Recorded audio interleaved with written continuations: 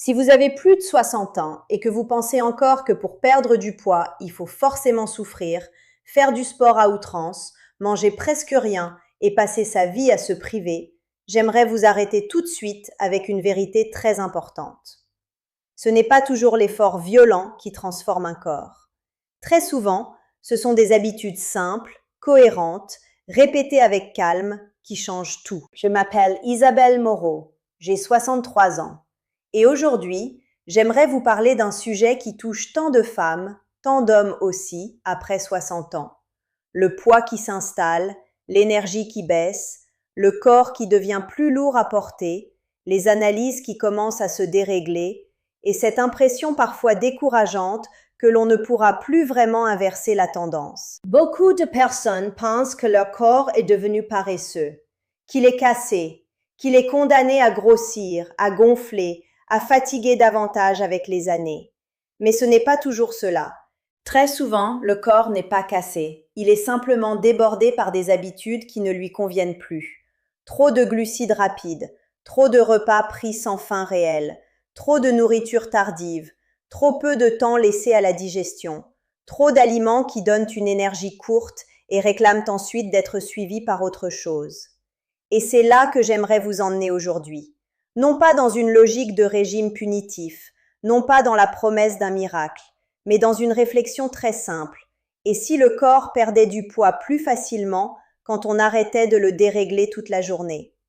Je pense à tant de personnes de notre génération qui ont grandi avec l'idée qu'il fallait manger léger pour maigrir. Un petit déjeuner insuffisant, des céréales ou du pain qui laissent faim très vite, une envie de sucre à 10 heures, un déjeuner mal structuré, des grignotages, puis un grand repas le soir, au moment même où le corps a le moins envie de travailler. Et au fil des ans, cette organisation devient presque invisible, comme si elle était normale. Pourtant, elle fatigue énormément le métabolisme. Ce que le corps aime, en réalité, c'est la clarté. Il aime savoir quand il mange. Il aime avoir le temps de digérer. Il aime recevoir de vrais aliments, pas seulement des produits qui se transforment très vite en sucre dans le sang.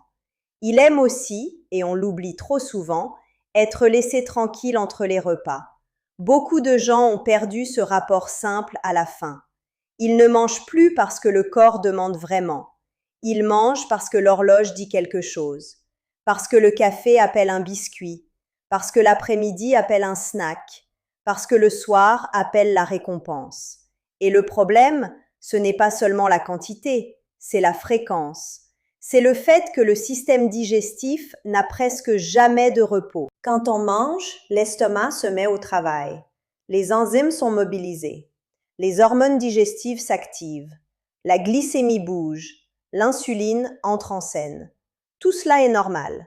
Mais si, juste au moment où le corps commence à faire son travail, on lui renvoie encore quelque chose, puis encore autre chose, puis un snack, puis un dessert, puis une boisson calorique, il n'a jamais vraiment l'occasion de terminer un cycle avant qu'un autre commence. Et après 60 ans, cela compte encore plus. Parce que le métabolisme est souvent moins tolérant au chaos. Le corps n'aime plus autant les montagnes russes. Il devient plus sensible aux excès de sucre, aux repas trop tardifs, aux longues journées nourries de produits raffinés et à cette drôle d'habitude moderne qui consiste à manger souvent sans jamais vraiment nourrir. Alors, qu'est-ce qu'on peut faire? D'abord, j'aimerais que vous repensiez le petit déjeuner. Pas comme une formalité, mais comme une vraie fondation. Beaucoup de gens commencent leur journée avec quelque chose qui ressemble à de l'énergie, mais qui n'en est pas vraiment. Des céréales très glucidiques, du pain blanc, des biscottes, des confitures. Puis ils s'étonnent d'avoir faim 2 heures plus tard. Le corps n'a pas besoin d'un départ rapide, il a besoin d'un départ stable. Un petit déjeuner plus solide, plus nourrissant, avec de vraies protéines, de bons gras, des fibres, change énormément de choses. Un bol de céréales complètes bien choisies, un peu de graines, un fruit entier, une source de gras comme de l'avocat ou des noix, cela raconte une autre histoire au corps. Des œufs avec quelques légumes, un yaourt grec nature avec des graines de chia, des noix et quelques fruits rouges, une tartine de bon pain avec avocat et tomates, accompagné d'un vrai aliment rassasiant. Voilà le genre de départ qui calme la faim au lieu de la relancer. Et je veux insister sur un point que beaucoup de gens ont du mal à croire. Un petit déjeuner nourrissant ne fait pas automatiquement grossir. Très souvent, c'est l'inverse. Quand le corps reçoit quelque chose de stable le matin, il réclame moins de secours sucrés en milieu de matinée. Il panique moins, il compense moins, il devient plus calme. Ensuite, il faut regarder le déjeuner. Beaucoup de personnes mangent trop peu à midi, surtout si elles essaient depuis des années de faire attention. Une salade trop légère, un bout de pain, un yaourt, et puis rien jusqu'au moment où le corps craque plus tard. Là encore, le corps ne perd pas du poids parce qu'on le prive intelligemment mal, il perd du poids plus facilement quand il n'a plus besoin d'entrer dans un cycle de compensation. Un déjeuner rassasiant, avec des légumes, une bonne source de protéines, un peu de bon gras, parfois une portion mesurée de féculents mieux choisis si cela vous convient, peut être extrêmement protecteur. Ce qui compte, c'est la structure. Une assiette qui nourrit vraiment au lieu d'un repas qui laisse le corps dans l'attente. Et puis, il y a une idée que j'aimerais remettre au centre aujourd'hui. Laissez de l'espace entre les repas. Je ne vous parle pas de jeûne héroïque. Je ne vous parle pas de violence. Je vous parle simplement de laisser au corps le temps de digérer, puis un peu de calme derrière. Beaucoup de personnes découvrent qu'en arrêtant de manger toute la journée par petites touches, leur ventre se dégonfle, leur énergie devient plus régulière, leur faim se clarifie et le poids commence enfin à bouger. Le corps a besoin de moments où il ne gère pas constamment une arrivée de calories. Il a besoin de faire son travail, de nettoyer, de réguler, de revenir à un état plus stable. Et souvent, ce simple changement fait déjà plus que bien des régimes compliqués. Je pense aussi énormément au repas du soir. Ah, le dîner.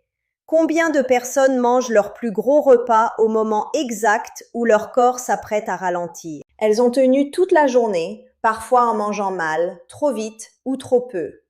Puis elles arrivent au soir affamées. Et là, elles mangent lourd, tard, beaucoup. Le corps fait ce qu'il peut, bien sûr. Mais la nuit n'est pas le meilleur moment pour gérer un festin. Après 60 ans, cela peut peser encore plus lourd. Le sommeil devient moins bon, la digestion plus lente, le reflux plus fréquent.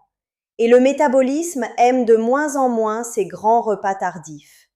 Je ne dis pas qu'il ne faut plus rien manger le soir, je dis qu'il faut le repenser. Un dîner plus léger, plus simple, plus tôt si possible, peut changer énormément de choses. Une soupe avec quelques crackers simples, une assiette de légumes avec un peu de protéines, un repas plus modeste que le déjeuner. Voilà souvent ce que le corps accueille le mieux. Et si votre famille aime se retrouver le soir, cela n'empêche rien. Il ne s'agit pas de disparaître de la table, il s'agit de choisir autrement. Vous pouvez partager le moment sans faire du dîner le point culminant calorique de la journée. Il faut aussi parler des glucides raffinés, parce que tant de problèmes de poids après 60 ans passent par eux. Le pain blanc, les pâtisseries, les viennoiseries, les produits de boulangerie industrielle, les céréales sucrées, les pâtes en grande quantité. Tous ces aliments ont un point commun. Ils arrivent vite dans le sang, appellent l'insuline, rassasient mal sur la durée, puis donnent souvent envie de recommencer. Je ne suis pas en train de vous dire que le moindre morceau de pain va ruiner votre santé. Je vous dis que lorsqu'une alimentation est dominée par ce type d'aliments, le corps finit par stocker davantage, réclamer davantage et se fatiguer davantage. Ce n'est pas une question de morale, c'est une question de physiologie. À l'inverse, quand vous appuyez davantage votre alimentation sur des légumes, des protéines bien choisies, des légumineuses, des graines, des noix, de bons gras, des céréales complètes mieux dosées, vous offrez au corps une énergie qui tient, une satiété plus profonde et beaucoup moins de chaos. Et j'aimerais ici dire quelque chose de très important. Il n'est pas nécessaire de tomber dans les extrêmes pour obtenir des résultats. Certaines personnes suppriment brutalement tous les glucides, vivent quelques semaines sur leur seule discipline, puis finissent épuisées, frustrées ou coincé dans une alimentation trop acide, trop rigide, trop difficile à tenir. Le but n'est pas de créer un autre déséquilibre. Le but est de construire quelque chose de durable. Vous n'avez pas besoin d'un régime spectaculaire. Vous avez besoin d'un mode de vie que votre corps peut aimer longtemps. Je veux aussi parler du mouvement, mais d'une manière différente de ce qu'on entend partout. Beaucoup de gens croient qu'ils doivent commencer par un programme sportif pour perdre du poids. Et puis, comme ils sont fatigués, lourds, douloureux, ils n'y arrivent pas. Alors ils abandonnent et concluent qu'ils n'ont aucune volonté. Mais très souvent, la réalité est beaucoup plus simple. Quand le corps commence à être mieux nourri, moins encombré, moins gonflé, moins déséquilibré par le sucre et les grignotages, il redevient naturellement un peu plus mobile. On marche un peu plus, on respire mieux, on se sent moins écrasé par son propre poids. Et ce mouvement-là, même modeste, compte énormément. Je ne vous demande pas de devenir sportive du jour au lendemain. Je vous propose autre chose. Laissez votre alimentation créer les conditions qui rendent le mouvement plus possible. Une petite marche, un peu plus d'énergie, un escalier de moins en moins intimidant, un bloc de rue supplémentaire. C'est ainsi que tant de corps recommencent à vivre. Et puis, il y a quelque chose de profondément libérateur dans cette approche. Elle ne vous demande pas de vous battre contre vous-même. Elle vous demande d'arrêter de saboter sans le savoir ce que votre corps essaie déjà de faire. Parce que votre corps n'est pas votre ennemi. Il veut aller vers l'équilibre. Il veut revenir vers un poids plus juste. Il veut se sentir plus léger, moins inflammatoire, plus stable. Mais pour cela, il a besoin de conditions. Et ces conditions sont souvent beaucoup plus simples qu'on ne l'imagine.